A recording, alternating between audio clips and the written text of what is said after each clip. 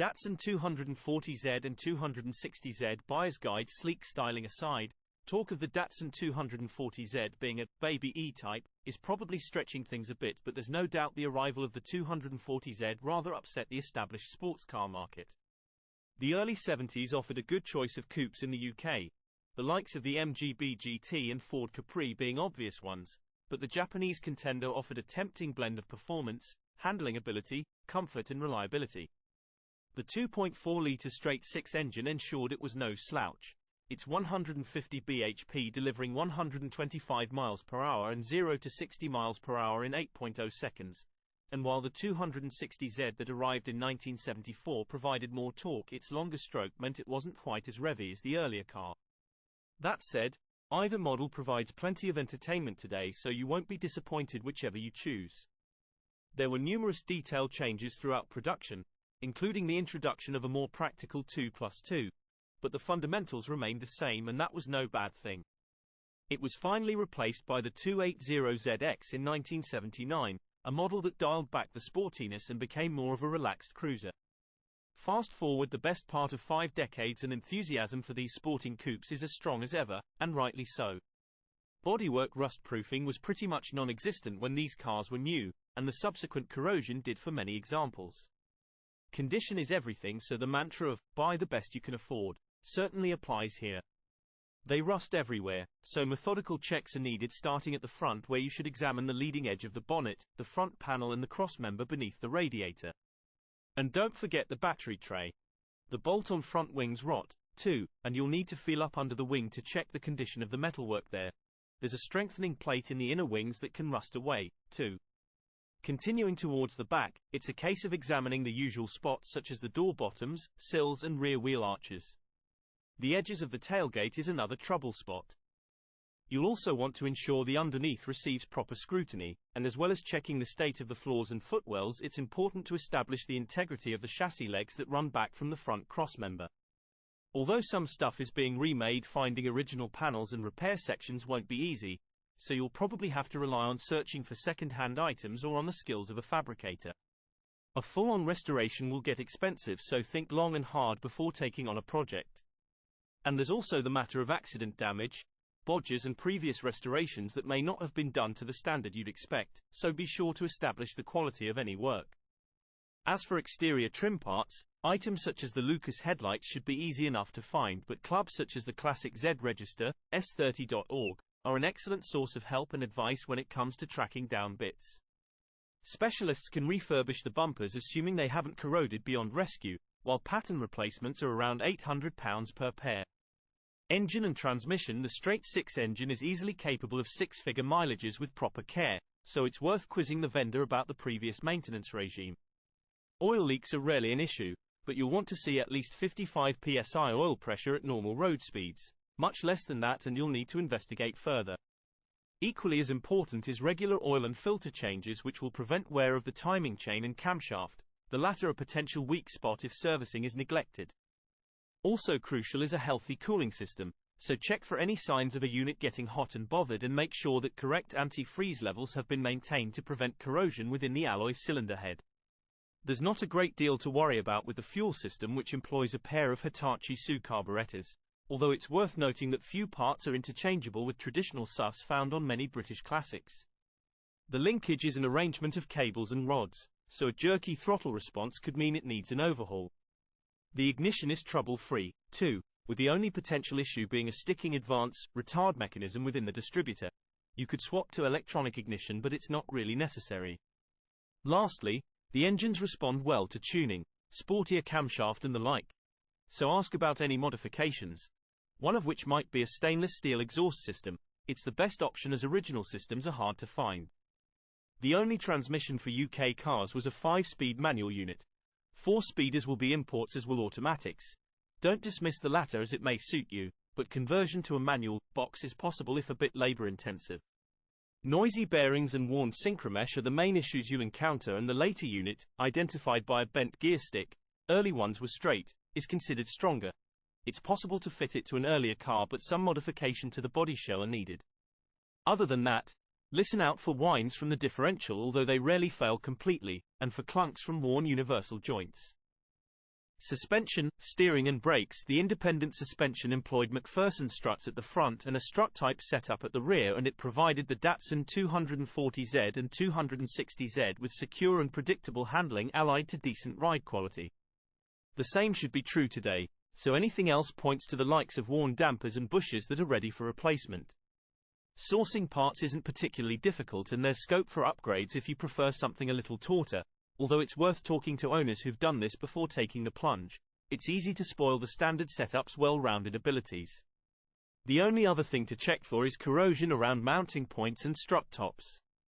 And speaking of making changes, bear in mind that fitter, wider tires will make the accurate rack and pinion steering heavier. The Datsun 240Z was originally specified with 4.5J steel wheels. The trims are hard to find now and expensive when you do, but many now ride on alloys with mini light style rims, proving especially popular. Watch for excessive play in the steering though, as you may struggle to get the rack reconditioned. Which leaves us with the brakes, and while the disc front and drum rear setup was decent enough for its time, they feel on the weak side today. They aren't problematic, so it's just a case of checking for wear, tear and neglect, but you might want to consider upgrading to larger discs and pads for more modern day stopping power.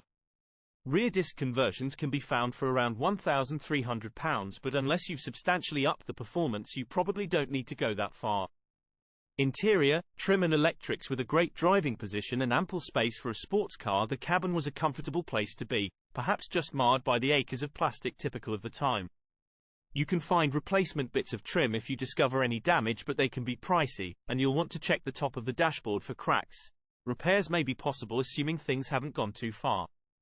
Later models got cloth inserts for the seats, so these may be shabby by now, but otherwise it's going to be a case of examining the vinyl for the usual splits and tears. You can either turn to a specialist trimmer or look to source new seat covers from the US. Scruffy carpets are nothing to worry about as replacement sets are available. Turning to the electrics, there's nothing really complicated here, so a prod of all the switches will soon reveal anything on the blink. Corroded fuse connections can cause a few gremlins, although it's easily remedied, and it's worth installing a relay in the headlight wiring as it takes the load off the fuse box. Lastly, check for inoperative dials and for any modifications carried out by previous owners. Whether you're happy with them depends on how you feel about originality, but you'll want to ensure they've been done properly. Datsun 240Z, 260Z. Our verdict: if you're hankering after a 70s sports car that can entertain on the right road but also prove easy to live with, then these Datsuns really do merit serious consideration. The performance feels more than lively enough compared to period rivals, and it doesn't take long behind the wheel to realize how well engineered they feel. It makes for an enjoyable and worry-free ownership proposition, although as we mentioned earlier on, it's important to buy the best example you can. The potential for major corrosion issues and big restoration bills will quickly spoil the experience. But with excellent clubs on hand to provide advice and support, there's no reason to land yourself with a bad one. If your heart's set on making your next classic a sporting one, then we very much recommend looking to the east. These have long been sought after and desirable classics, and that's reflected in values that have risen notably in the last decade or so. The very best have pretty much doubled in value in that time. The Datsun 240Z leads the way with outstanding examples now around £50,000, and good ones can easily command £30,000 or more, even if a few jobs need doing. Something scruffier in need of greater attention can still fetch somewhere in the mid-teens, although a little caution is needed before taking on one of those. You can probably knock around 25% off these figures for left-hand drive examples. As for the 260, you can expect to pay around £6,000 $900 less depending on condition, with 2+2s a little cheaper still. As for finding one of these Zs, there's usually a decent number in the classifieds. There's more 240s to choose from, but a fair number sport modifications of one sort or another, which may or may not bother you. The market values originality, though, so think hard before taking this route. 1969 Nissan announces the S30 Fairlady Z at the Tokyo Motor Show in October, with domestic sales beginning the following month. The model comes to the USA in December, and is sold as the Datsun 240Z. 1970 Although sales of the 240Z have yet to start in the UK, it makes its first appearance on these shores at the London Motor Show in October, with two cars originally destined for Australia on display. Another is entered in the RAC Rally in November, 1971 an automatic transmission option is introduced to the 240Z and the rear air vents are moved from the liftback to the C-pillar. UK sales of the 240Z begin in August, with a 2,393cc engine making 151 bhp and two-seat coupe bodywork. All official UK spec 240ZS have a 5-speed manual transmission. A total of 72 are sold by the end of the year, by which time a revised center console and improved seats have been brought in. 1973 the 260Z is introduced in Japan and America. As well as a larger 2,565cc 162 bhp engine, these have the option of being built as 2+2s with rear seats, opening quarter windows and a stretched platform with an extra foot, 30 cm, in the wheelbase. 1974 the 260Z replaces the 240Z in Europe from February, only in 2+2 form. Over 300 are sold in the UK in the first year. 1977 in March imports of two-seat 260ZS are restarted.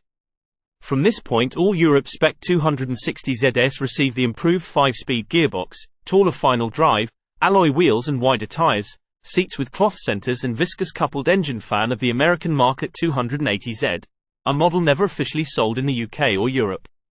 1978 despite being reintroduced just the previous year, the two-seat version of the 260Z is withdrawn from the UK market. This would be the best sales year for the Datsun Z, with nearly 1,000 examples being sold in the UK. 1979 sales of the 260Z are halted in August, with the replacement being the larger, heavier, more streamlined and more comfort-orientated 280ZX. Official UK sales of the 240Z and 260Z total 3,636 examples, but the model's huge success in North America means that total production was over 530,000 for all the S30 models.